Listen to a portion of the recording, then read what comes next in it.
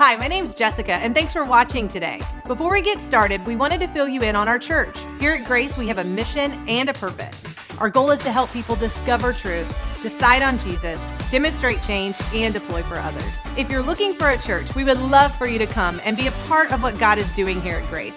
You can check us out on Facebook, Instagram, or YouTube. We would also like to invite you to one of our Sunday morning services. Check out ohiograce.com for a list of campuses and service times in your area. We have a great time gathering for music, hanging out, and learning about who God is and how that affects our lives. Thanks for watching, and we hope to see you here next week at Grace.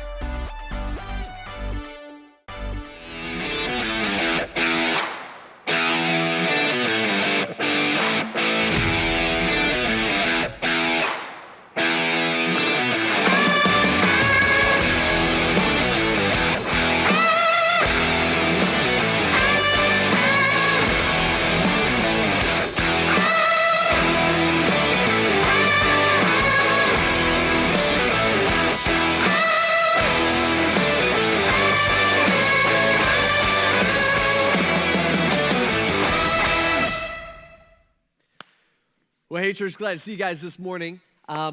Years ago, when I went to college, I went to a school called Liberty University. It's located in Virginia. And as a 19-year-old kid, I was introduced to Southerners, okay?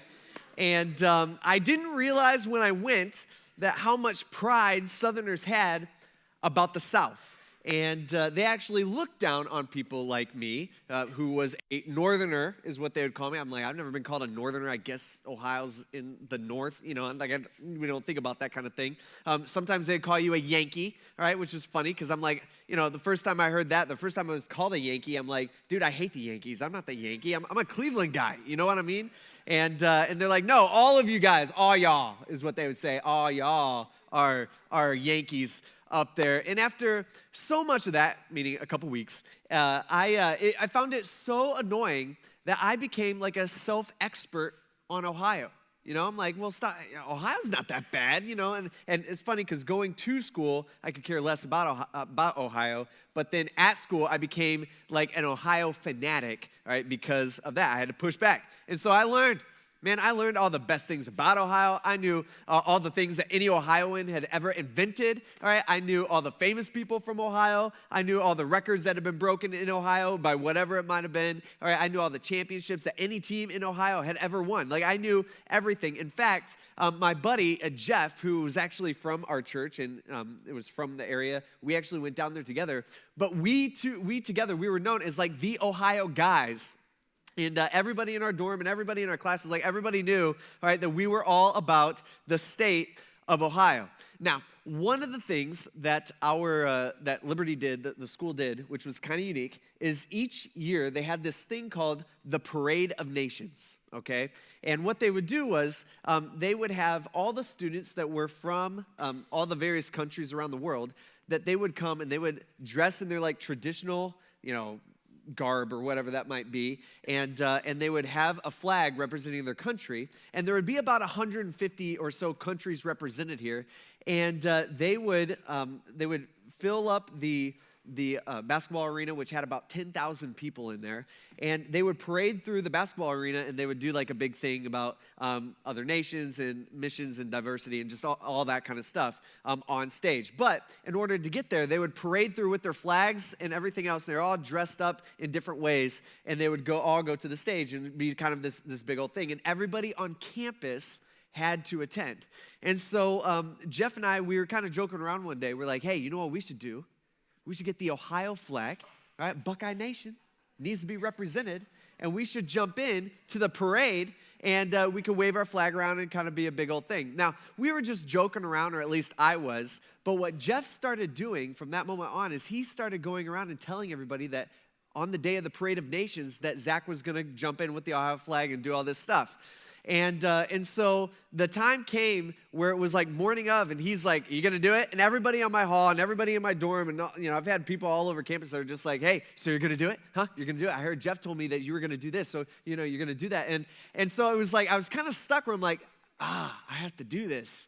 And we both walked over. I actually grabbed my flag because I had a trusty flag whenever I needed it, and and I grabbed my Ohio flag, and I remember walking into the arena. You know, I'm like trying to hide it. I'm like, oh, don't mind me. Just got an extra flag here. And I remember walking up, and we're standing on top of the arena. It's kind of like you walk in on ground level, and then everything is down from there. And then you got the basketball court down below. And again, it's a big arena. It has about 10,000 seats. And I remember standing up there, and I'm dressed in my Buckeye, normal attire. Got my Ohio State stuff on. I'm like ready to go. And I remember the music starts playing, and I'm holding my flag, and I'm like, dang. Like, I'm out of time. Like, I gotta make this decision whether I'm gonna do this or not. And then Jeff, he's like in my ear, he's like, hey, see ya, gotta go. We'll all be watching, And I'm like standing there by myself, and I'm like, all right, I have a choice that I have to make, and time is like not on my side. Like, I'm out of time. And I just remember kind of struggling with that. It was like all this pressure. Like, I have to decide. Now, we've all been there that way before. I mean, picture it. You're back in middle school, right? You're getting ready to ride the big ride at Cedar Point, the big roller coaster. You're the last one, or you're the next one up, and you're like, okay, right? Like, it's happening. There's nothing I can do. Like, am I going to choose to do this? I could do the walk of shame, and just walk across, and everybody looks at you, and it's so embarrassing, okay? Or I'm going to ride this thing. Like it's that. We've been in that place before where we are faced with a decision, and time is not on your side because you are completely out of it, and you have to make a decision, right? Am I going to go, or am I not? Right? Am I going to pick this major or that major? Am I going to accept this job, or am I going to make a pass on that? Am I going to buy this or not? Am I going to move my family, or am I not going to move my family? Should I buy this house? Should I not buy this? Whatever it might be, that pressure and that tension, we've all felt it before, where we have to make an important decision. I mean, it presses in on us. And many times, for us, the stakes are much higher than, are my friends going to think I chickened out if I don't do it?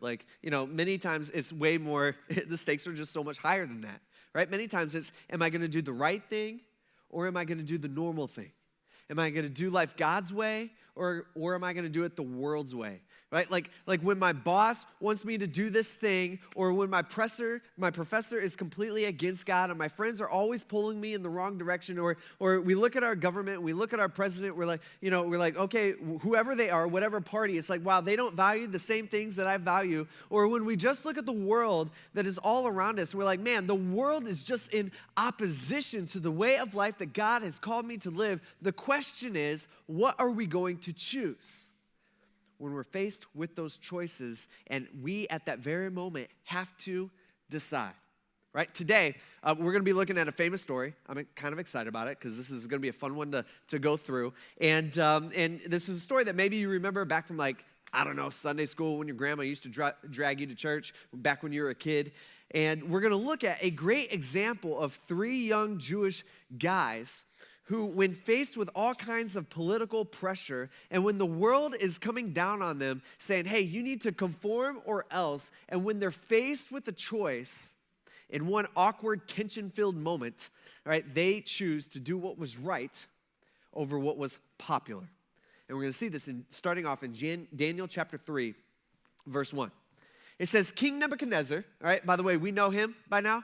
Okay, King Nebuchadnezzar, he's the man. I mean, he is the most powerful man on the planet at this point. He is the ruler over the Babylonian Empire, which had conquered basically everybody. This was a world empire. And King Nebuchadnezzar had made a gold statue that was 90 feet high and 9 feet wide, and he set it up on the plain of Dura in the province of Babylon. Now, if you remember, do you remember how chapter 2 ended last week?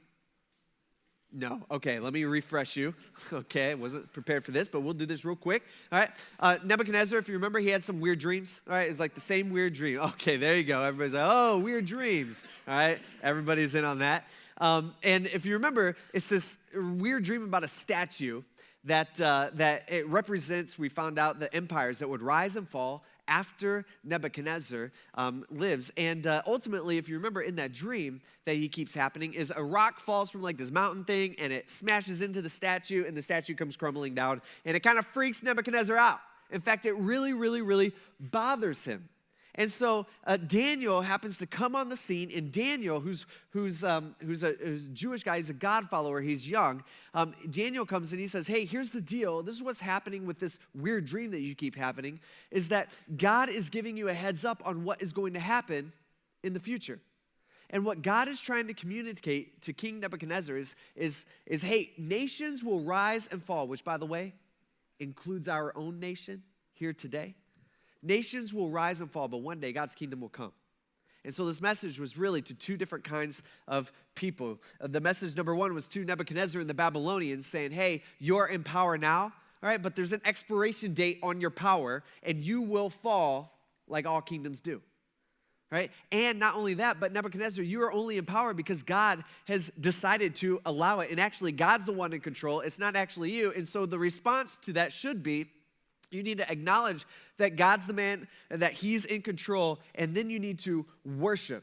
All right, so that's one thing. To the other group of people, it's also, this dream is to the believers, people like Daniel and Daniel's three friends that we're going to be looking at today. Right? Remember, there's a bunch of God followers that had been deported to Babylon, right, to live there from their homeland in Israel. And so to them, the message is, hey, your God rules over the nations, and you think that your country is so out of control, and you think the political climate is just not in your favor, and just things just aren't that fair. Well, here's the deal. He's still in control, and even if the political chaos feels out of control right now, right, his kingdom is coming in the future. And so our response to that should be, well, hope. And so Nebuchadnezzar, his response was, man.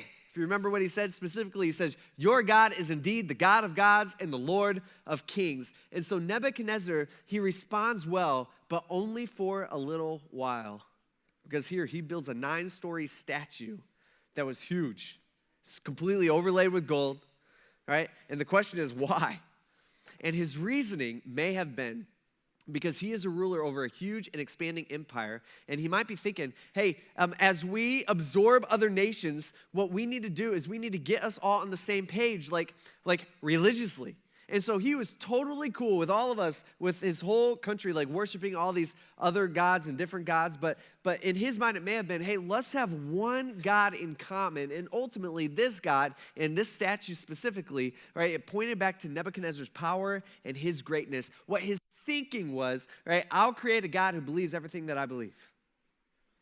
We get that people still do that today, right? Right? Like even some of us in this room, this is what we do. We think, well, I believe in God. I like the idea of God. God's cool. Okay, he comes and saves us and loves us and, all this good stuff. And so what I think is, I think God would be like this. And so that's what I believe. Or what some of us do, or what some people in the world do, what the world does is they pick and choose parts of the Bible that we like, and then we throw away the parts of the Bible that we don't like. Okay? I don't like punishment. I don't like wrath, right? So I'm going to throw that out, but I really like the love part. And so, yeah, he's all loving and all accepting and just all that stuff. By the way, there's churches all over town that do that. I mean, the world does that. Pick and choose the parts about God that they like, throw away the stuff that they don't like. See, Nebuchadnezzar, he does the same thing. But the difference between him and us is he actually builds it. And so that's what he does. He creates this huge statue. And then he sends word to all basically all of the important people, the satraps, prefects, governors, advisors, treasurers, judges, just all the most important people of the entire empire. And he sends word for them to attend the dedication of the statue that King Nebuchadnezzar had set up. And so they all come. And some of them travel from miles and miles and miles, like days and days and days. They all come to this statue for its dedication. And then they all stood before the statue that Nebuchadnezzar had set up. Now, can you picture this? All right, try to picture this. Some of you guys are like, no, not at all. All right, try it. Use your imagination. All right? Imagine this scene. You got some scholars actually, they believe that there was maybe 1 million people that were here for this. All right, can you picture that? 1 million people may have come to this. Basically, anyone who is anyone is here. all levels of government. They got this huge statue that they're standing before. It's super intimidating. Nothing had ever been built on this level before. And then off to the side, you got this like furnace that's there that was actually used to create the statue and melt all the gold and everything that the statue was covered in. And so that's kind of off to the side. And everybody's standing there going, okay, all right, let's dedicate this thing. We'll get out of here. All right, that's a pretty sweet statue. Good for King Nebuchadnezzar. And then they're told, they hear that people from every nation and language, you guys are all gathered here, right? You are all commanded, right? This is not an ask here, right? This is not a request. They say, when you hear the sound of the horn, flute, lyre, all these things, basically the band, right? You are to fall face down and worship the gold statue that King Nebuchadnezzar has set up. But whoever does not fall down and worship, just throwing this out there, you will immediately be thrown into the furnace of blazing fire, all right? This is going to happen immediate. We're all going to watch it. This is not, you don't get some trial, all right? You don't get to make a defense. There is no prison time here. This is not next year or next week or tomorrow. This has happened immediately, all right? This will happen today. And so basically, you got 1 million people there, and everybody is watching, and everybody is listening, and they're all told, hey, if you don't worship this that King Nebuchadnezzar is telling you to worship, then you will be thrown into that. And everybody looks at the furnace like, oh, I don't want that. Basically, you will submit or you will be dealt with. See, here Nebuchadnezzar's goal, straight up power move, all right? That's what it is. It's I want all you important people to obey me. And so I'm going to give you this command, and specifically, I want you to obey me by worshiping my statue that I had built, and all you important people, I want you guys to watch all the other important people do it. And so this will serve as a really good reminder about who is actually in charge, that it's the king and not you, all right? And so Daniel and his 3 friends, all right, actually not Daniel. Daniel's not around for this story, but Daniel's 3 friends, Shadrach, Meshach, and Abednego, who we were introduced to a couple weeks ago, all right, they get the invite, and they stand in the sea of people, and they hear this command. And I imagine kind of what they're thinking. They're just like, they look at the statue, kind of look at each other, they look at the furnace, and they're just like, dang it, like, this is not how I wanted to go. And they're just like, man, this is rough. And they realize that they have a choice to make and that they are out of time. Now, for me, back when I was in school and stupid, okay, when I stood atop of that arena in college with my Ohio flag, and I stood there, and I was like, I'm just like, man, okay. And all the other flags started coming out, and people are waving them. And again, there's 10,000 people there, and the music starts playing. I had to make a choice, and because I was out of time. Now, for me, right, like I wasn't choosing between right or wrong or life and death, like Shadrach, Meshach, and Abednego. Like that's not what this is. What I was doing was not a serious thing at all. But even I felt the tension of time running out, and even I understood, that there was a choice that had to be made. And so, just so you know, just so you're not worrying, thinking about this for the rest of the message, as the music started playing, and each kid representing their country walked out with their flag, and 10,000 people watching, I did walk down, and I unhurled my flag, right? And I started waving it around, and I got right in line with everybody else, and Ohio was represented well that day. Just want to let you know. And then not only that, but out of all the pictures that would have been possibly taken, right, an hour later, it was posted on the website, and Ohio was the one represented that whoever picked that picture had no idea, okay? And I'm not in it, so I couldn't get in trouble, which is even better, So I'm just saying, in multiple ways, Ohio, that was up for like a week. It was awesome. And everybody, it was like, dude, your picture's up there. I'm like, I know. That's how we do in Ohio, okay? But here's the deal. For Shadrach, Meshach, and Abednego, right, they didn't have 10,000 people watching them. They had like 1 million, okay? There was way more people that were there. And then here's Nebuchadnezzar. He gives the orders. And the band starts playing their song. And they have to decide. It says, when all the people heard the sound of the band, it says, people of every nation and language, they all fell down. Now, we think like, oh, you got to bow to the statue. It's just like, like it's just kind of a sign of respect or something like that. No. That's not what this kind of bowing was. This was you get on your knees and you get down and you put your face to the dirt.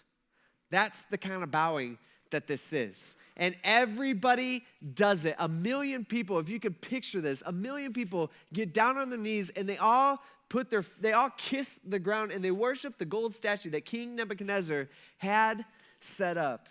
See, here's the deal. What do people do when faced with nonstop political pressure and social pressure? 99.9% of the time, they bow. See, our world is constantly telling us, hey, you need to think like we think. You need to talk like we talk. You need to do what we do. Besides, everybody's doing it. And so as we change, meaning the world change, they say, hey, you need to change. And this is the political environment that we all live in. It's a bunch of social pressure to conform. And if you're sitting there thinking, hey, what candidate is he referring to? Stop. This is so much bigger than a political candidate. This infiltrates so much deeper than just kind of something that happens on the outside. This is happening within us. See, it's just plain and simple worldly pressure to live and think and act like the world instead of living and thinking and acting like God. Something that the enemy has been using against us God followers for thousands of years. Nothing has changed. And if you're a Christian, I hope that you have felt it. And if you don't feel it very often, that pressure, that tension of do I do this, do I do that? I'm just saying, then you're probably bowing. You just don't realize that you bow. See, we should feel this at work when our boss or our coworker wants us to do something that just kind of feels wrong, or when we're dealing with our family, or within politics, or if we're a kid in the lunchroom, right? Like it doesn't matter. We're all kind of we all struggle with the same thing. And sometimes it's as simple as just the things that we talk about. Like some of us, the things that we talk and joke about with our buddies at work, I mean, dude, is so worldly. See, the world wants to squeeze us into its mold, and the world applies the pressure. And the honest truth is that most of us, again, we bow without even realizing it. See, Shadrach, Meshach, and Abednego, they're stuck in a tough place. For a few high school kids, right? I mean, these guys are young. But for them, it's like, man, I could bow, but it's almost like I'm cheating on God. Or I could stand, but then I lose my life. And so the music plays, and everybody bows. Almost. Because in the middle of the sea of people, everybody has their face to the ground. There's 3, maybe 17, 18-year-olds standing up, looking awkward, because that's what they do, right? And it's interesting because years before, when they were 14 years old, for us, we talked about this a couple weeks ago, right? Remember when they took a stand with the whole food thing? You know, they took the stand, oh, we're not going to eat that food. They totally got away with that. That didn't really get much press. But this time, they're taking a stand in front of everybody. And I'm sure they're standing there going, man, I really hope no one notices. This is super awkward. But they're noticed. And so some Chaldeans, these would have been the king's advisors, right? They took the occasion to come forward and they maliciously accused the Jews. Right? This word for maliciously accused, this is like the word literally means they were trying to like eat and devour them. All right, not physically, but that's what the word picture is. Like they're trying to eat them alive in that sense. All right, these people, they hate them. Right? These advisors, like they are bitter towards these 3 Jewish guys. If you remember, after last week in chapter 2, how that ended is these boys get promoted. Remember that? Right? They get promoted to kind of the heads of different places. And so I'm sure this is kind of some workplace jealousy going on here, maybe a little rivalry going on. And of course, that never happens today, right? Like we've never experienced that. And so that's probably what's going on here. And so they're like, this is their opportunity, and they take it. And so they go to King Nebuchadnezzar, and they say, they start off saying all the right things at all the right times. They're like, hey, king, may you live forever. Did I mention you're the best king? You're the best king who's ever lived. You are the king of kings. You are the most powerful man. Like, you are awesome, king.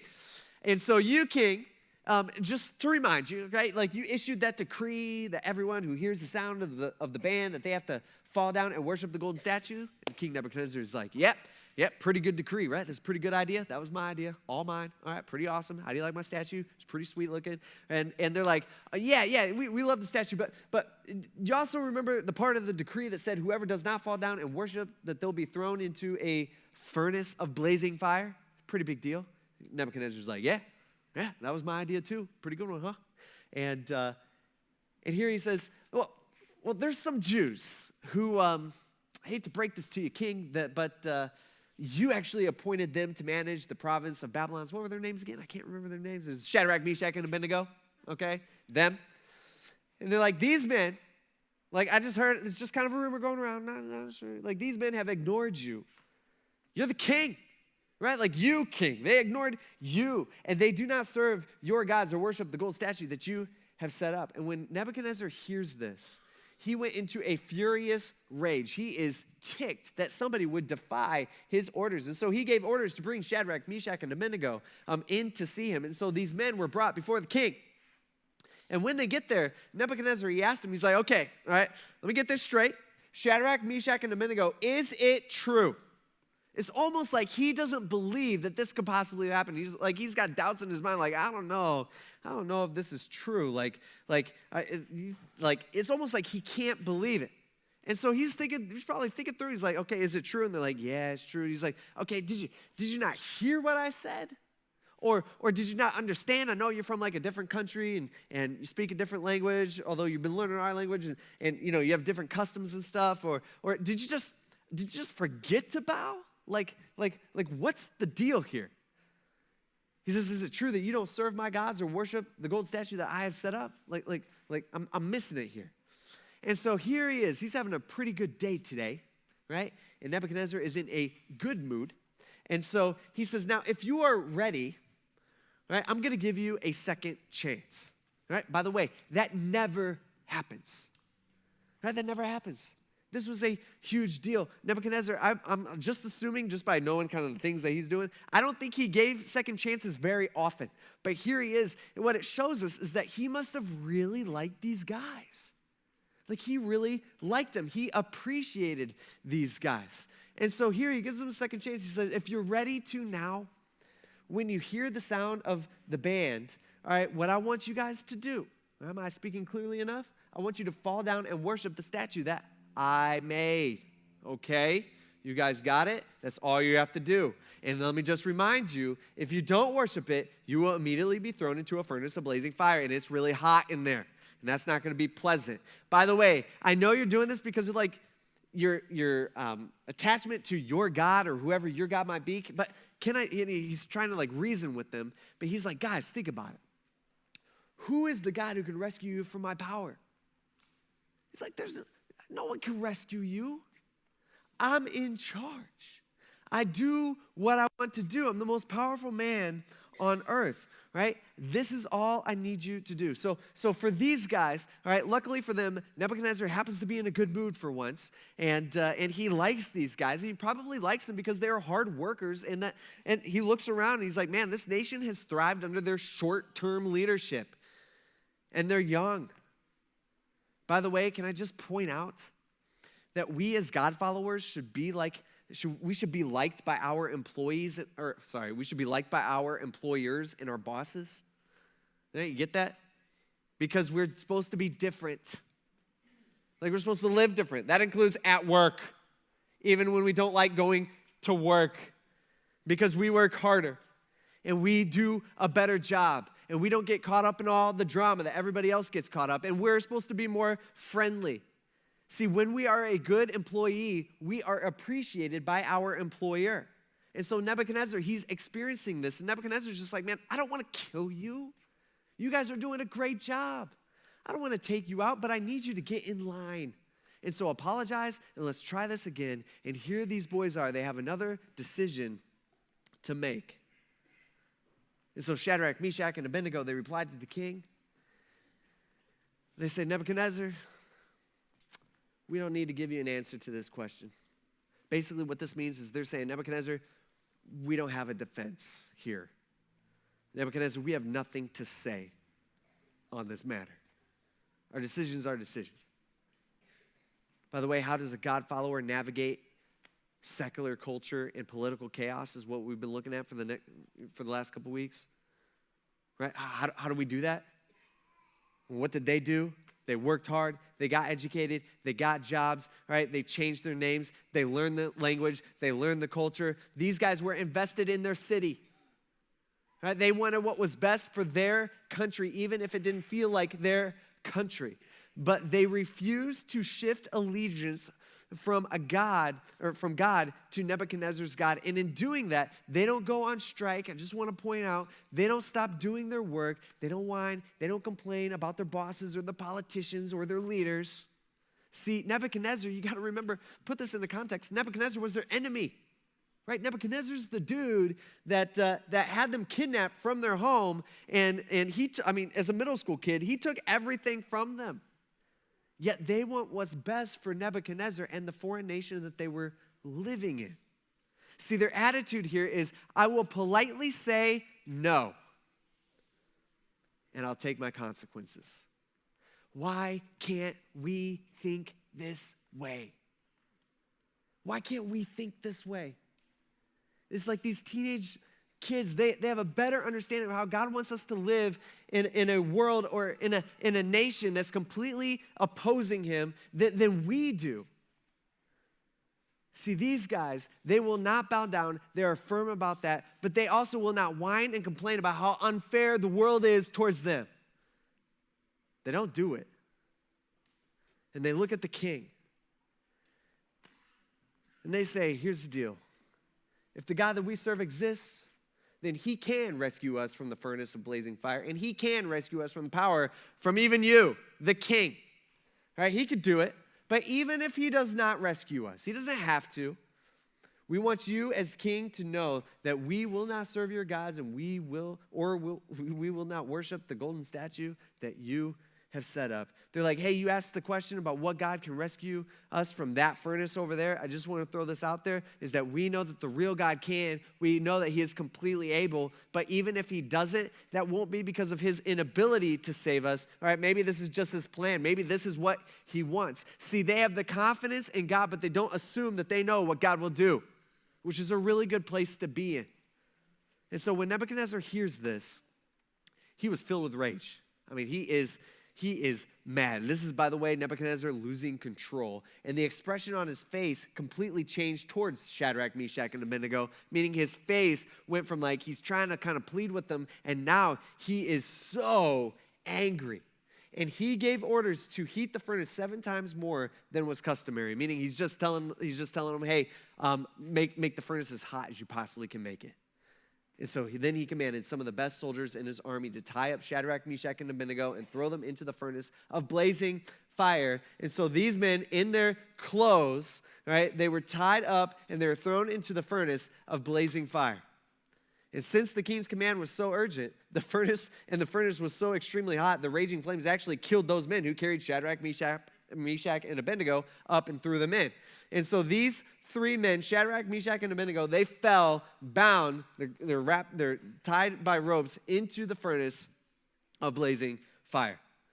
Right? By the way, notice how far God lets this go. Have you noticed that? This is pretty far. You know what I mean? If he was going to rescue him, I mean, think about it. He could have done this like way earlier. But God allows the boys to get promoted. All right, we saw that last week. Then God allows the statue to be built. Then God allows them to get the invite. Then God allows Nebuchadnezzar to command them to bow. And then God allows the people to notice. And then God allows them to be taken to the king. Then God allows them to be tied up. And then God allows them to be taken to the furnace. Then God allows the furnace to get hotter than normal. And then God allows them to be pushed in. And then God allows them even to fall and hit the ground. Okay? God could have stopped the situation before any of these happens, but he didn't. See, many times, God will not save us from our problem. Many times, he wants to help us through it. That's what he does here. So they're thrown in. Got maybe 1 million people watching them get all burned up. They watch the soldiers die. You know, everybody's just like, dang. But then Nebuchadnezzar, he jumped up in alarm, right? And he said to his advisors that are with him, he's like, whoa. As there would have been a doorway, kind of an opening in the in the side of it. They're like, didn't we throw 3 men bound into the fire? And they're like, yeah, of course. We got Shadrach, Meshach, and Abednego. Those are the 3. And so they replied to the king. And then he exclaimed, he says, look. He's like, look, I see 4 men. Right? He's like, 1, 2, 3. Yeah, there's 4 in there walking around in the fire. And they're like walking around and they're unharmed. And what happened to their ropes? Like those are gone. And the 4th looks like a son of the gods. Now some people, all right, they have this question like, who was this 4th guy? What was it? I'll be honest with you, I don't know. Scholars debate this. This may have been an angel, sure, could have been sent by God, or this could have been Jesus himself. It could have been God himself, right, in his physical form, and he might have been in there. We don't really know. It doesn't really matter. The point is that God saves them anyway. By the way, sometimes when you take a stand, God will let it go far, and then God will rescue you the last minute. He'll let it go uncomfortably far. And other times, maybe he doesn't rescue you at all. But what we do know is that he is always there. And so Nebuchadnezzar then approached the door of the furnace. Kind of like back when you were a kid, you're like at a bonfire or something, you're trying to get as close as you can, to a fire, to a big bonfire, and it's like burning your face off, and you're like, And so he like gets up close, he's trying to cover his face, and he goes to the door of the furnace, and he calls out, he's like, Shadrach, Meshach, and Abednego. He's like, you servants of the Most High God. Hey, you guys can come on out now. Okay, I believe. You're right. I was wrong. And so Shadrach, Meshach, and Abednego, they came out of the fire. They're just kind of walking out like, dude, this is sweet. Think about how it was for them. Okay, that would have been awesome. And when all the advisors of they all gathered around because everybody wants to see this. They all, they can't believe it with their minds, but they've seen it with their eyes. And they're just like, what is going on? And so they saw that the fire had no effect on the bodies of these men. Not a hair of their heads was singed. Their robes and their clothes were completely unaffected. And they didn't even smell like fire. Okay, they didn't even have the smell of smoke on them. And so they're like, what just happened? And Nebuchadnezzar exclaimed, he said, praise to the God of Shadrach, Meshach, and Abednego. He sent his angel and rescued his servants who trusted in him. And what'd they do? He said, they violated the king's command, my command, right? That I was so angry about. They violated my command and they risked their lives rather than serve or worship any God except for their own God. And so he is excited about this, and he just cannot believe it. And so, by the way, notice how his perspective changed. Have you noticed that?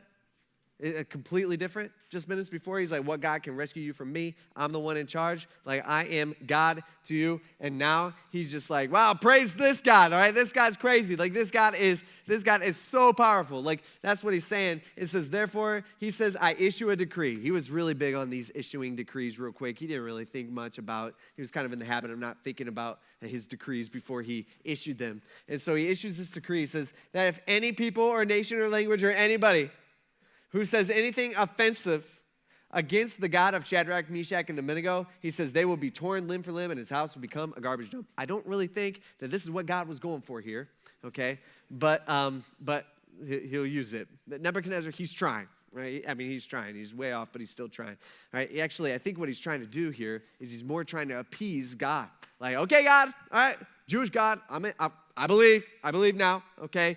My bad, and we're actually going to find out next week. Nebuchadnezzar's going to figure it out, okay? But God's not done with him yet.